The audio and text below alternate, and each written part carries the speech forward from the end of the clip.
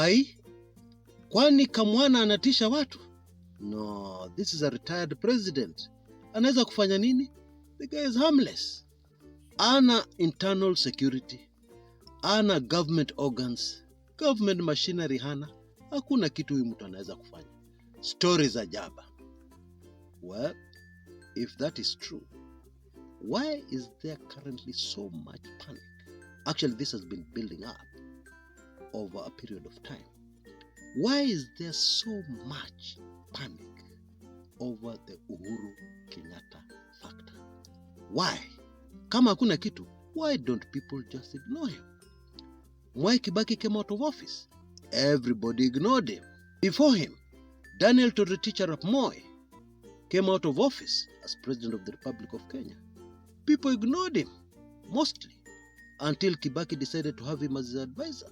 Yeah, but on the political scene, Moi was a non-entity, a non-factor, which was even conclusively proved during those controversial 2007 general elections. When Moi influence was destroyed, it did not have an impact in the Rift Valley, in his home province of Rift Valley. And a new political figure called William Samoei Ruto emerged in that 2007.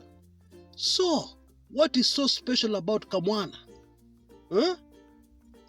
In my show today, we are going to dive deep into that topic, and we're all going to discover some crazy things that in fact tell us that in the coming elections, whenever that will be, currently as we speak, maybe tomorrow things will change, but currently as we speak, the biggest factor by far in those elections, which will have a major impact on deciding who is the next occupant of State House. Yeah, that impact, that factor, will be the Uhuru Kenyatta factor. Karibuni sana, twende kazi.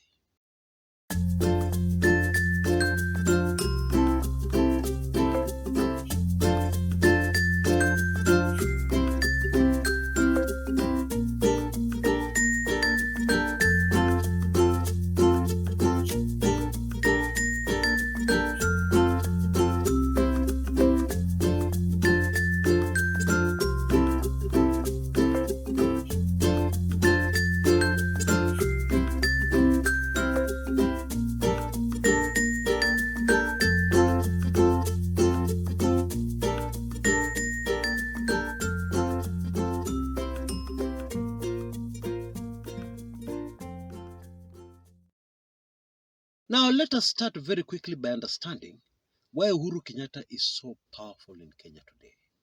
Who made Uhuru Kenyatta that powerful? Is it his main political advisor, David Murathe? No. Is it the people of Kenya? No. So who is it who has made Uhuru Kenyatta so powerful politically? You remember he turned up at Njirongo's funeral. Remember the reception he received? I mean, wherever Uhuru Kenyatta goes, in fact, it is a big shame on the current sitting president. If you have both of them appear at a certain venue, you will notice the difference very clearly. One of them will be cheered wildly. The other one will at best be ignored. Yeah, but usually will be jeered and people will shout at him, one term, one term. Isn't that 100% true? Oh, yes, it is. So, who made Uhuru so powerful? The answer, which I know some of you have, but many of you do not have, will therefore shock many of you. The single person most responsible for Uhuru's current crazy love and popularity by the people of Kenya is a man called, wait for this one, William Samoei Ruto. Oh yes, Ruto's presidency, in sharp contrast to that of Uhuru, has made Uhuru's tenure, with all the problems we had, with all the challenges we had, it has made Uhuru's tenure as president look like the golden age of Kenya. And that is where the main problem is. Indeed, I dare add, if we had a referendum today to change the constitution, to allow previous presidents to vie for the presidency, it would go through very early in the morning, especially if a person called Uhuru Kenyatta is very visible during those campaigns, or even online. Kenyans will vote for the constitution to be changed so that Uhuru Kenyatta can come back as president. That is how serious it has become. I think now you understand why there is so much concern from State House. Poor fellows at State House wako na stress. Upande moja Trump ameleta maneno yake, upande mwingine there's this disturbing person called Uhuru Kenyatta. Upande mwingine, although they have really dealt with him and they have been, I'd say, quite successful, there is this man called Rigathi Gachagua. But you know, fascinatingly, government bloggers, the constant campaign, I think they have managed, because I talk to Kenyans on the ground every day, they have somehow managed to convince Kenyans that Rigathi Gachagua is a tribalist. Okay? However, the influence, the power of Rigathi Gachagua in the Murang'a region is still there. Okay? But then you see, to win the presidency, you need major support from most of the country. So these people have, in my opinion, succeeded in shutting out Rigathi Gachagua from many parts of the country where he would otherwise have been very warmly received and welcomed and embraced had this campaign of calling Rigathi Gachagua tribalist not been so successful. Of course, it is rubbish, in my opinion. There is nothing to do with tribalism here. I'm not saying Rigathi Gachagua ni safi kama pamba. No, don't get me wrong. What I'm saying is that the man played his politics correctly. You start at home. Charity begins at home. He started with the Murang'a region and is now very influential. You can't take that away from him in the Murang'a region. However, still, I put it to you, even after the massive strides which Rigathi Gachagua has made, Uhuru Kenyatta is still the kingpin of Murang'a and is still the most influential politician, although he's retired, in the Murang'a region. And that is why this is a great cause for concern by those in State House. Uhuru Kenyatta even has a major presidential candidate called Fred Matiangi, whom he started promoting and even helped him to gain financial support. I believe out of all presidential candidates currently, would-be presidential candidates, Fred Matiangi has the largest war chest by far. Okay? And of course, we are leaving incumbent Ruto out of this one. Okay? Because mnajua. Yeah? Leaving Ruto out, Matiangi is the person with the largest war chest, already in place, waiting, actually already being used. Okay? But then the major portion of it will be unleashed when we go into a proper presidential campaign. So Uhuru Kenyatta tayari amejipanga. Okay, and we've been told very clearly that the Jubilee party, Uhuru Kenyatta's party, will field candidates in every possible elective office, including the presidency, governors, kadhalika na kadhalika. Of course, there'll be close consultations with the other opposition figures. Yeah, but already in the opposition, you like it or not, Jubilee is a giant. Of course, we have to start by confessing that it is difficult to compete with a person who has already been president of Kenya for 10 years. Because this is not the same Uhuru who was sworn in 2013. This is a polished, experienced, lovable Uhuru Muigai Kenyatta. And like it or not, he is going to be a major obstacle for many people in the upcoming elections. That one cannot be denied. However, there is a factor which has come in which will affect even Uhuru. And there's a possibility that it could affect him in a very, very major way. I refer you to my previous video on the Trump effect on Kenyan politics. You see, the Kenyatta family is very wealthy. Oh, that family is that rich, wealthy, filthy, stinking rich, wealthy. Okay? And some of the things that have been done in the past to gain this wealth are dodgy. Please allow me to leave it there. Yeah, for the sake of all those who love Uhuru. And in a nutshell, what I said in my previous video is that Trump is forcing everybody to follow the law, everybody to do the right thing. Okay? There is an outside possibility, yeah, but it is still a possibility, that this could very easily catch up with the Kenyatta family. And of course, that will have a major impact on this man, Uhuru Kenyatta. It could actually wipe him off the political map, especially something called Eurobond. The country borrowed a lot of money.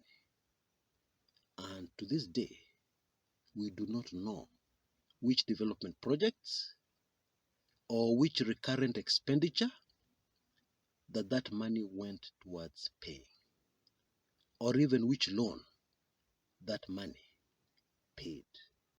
Eurobond is major baggage on Uhuru Kenyatta, very major baggage.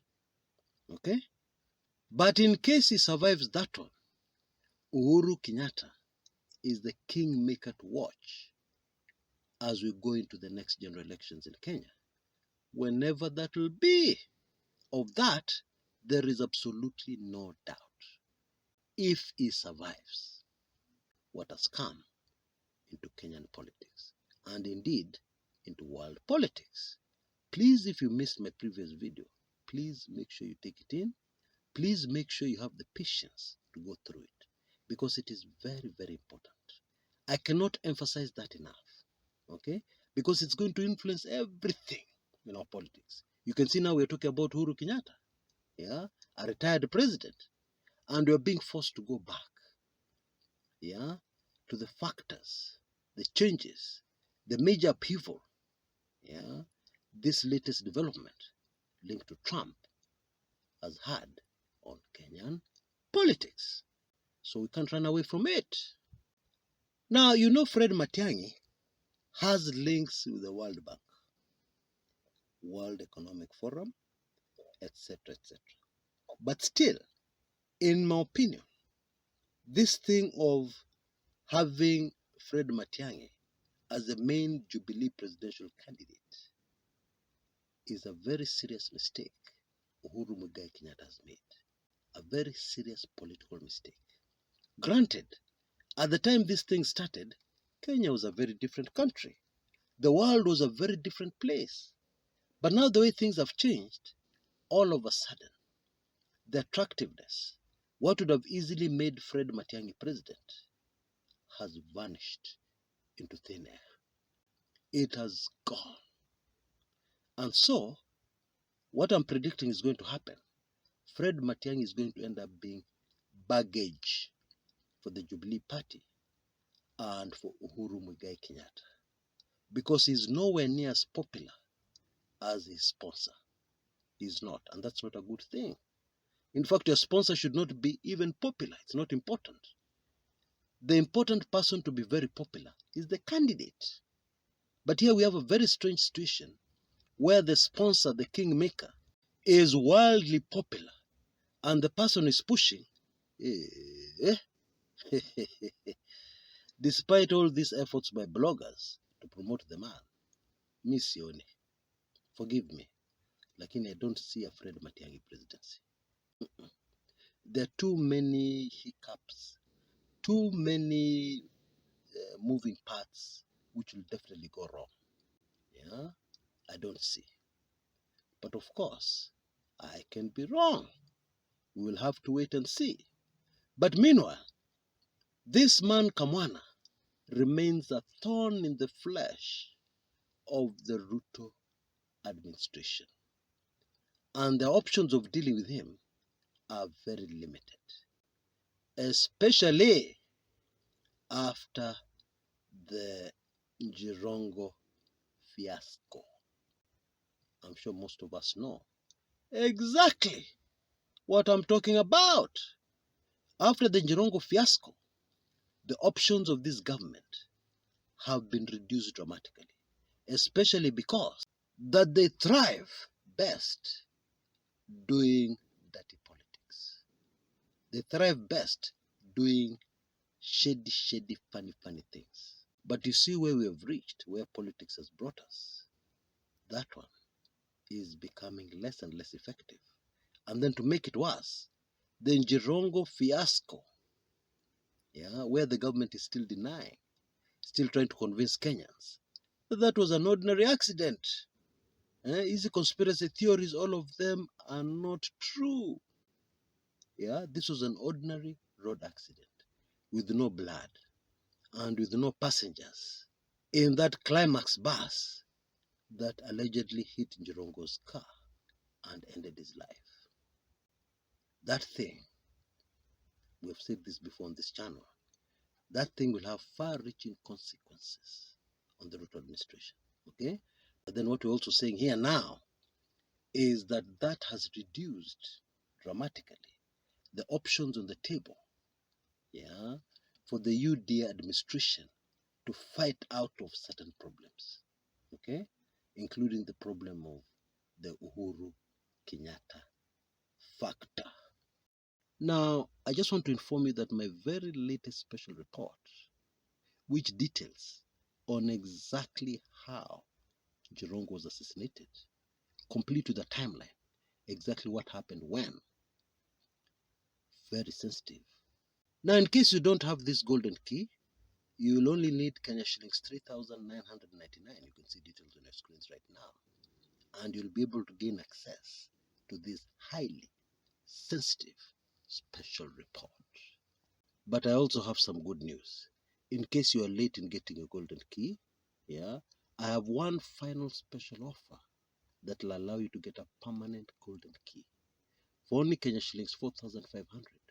You'll not only get this, my latest highly sensitive special report, but you'll get all other previous special reports, all weekly intelligence briefings, everything Kumekucha will never need to pay again, for only Kenya shillings 4,500, because you'll have activated your own golden key.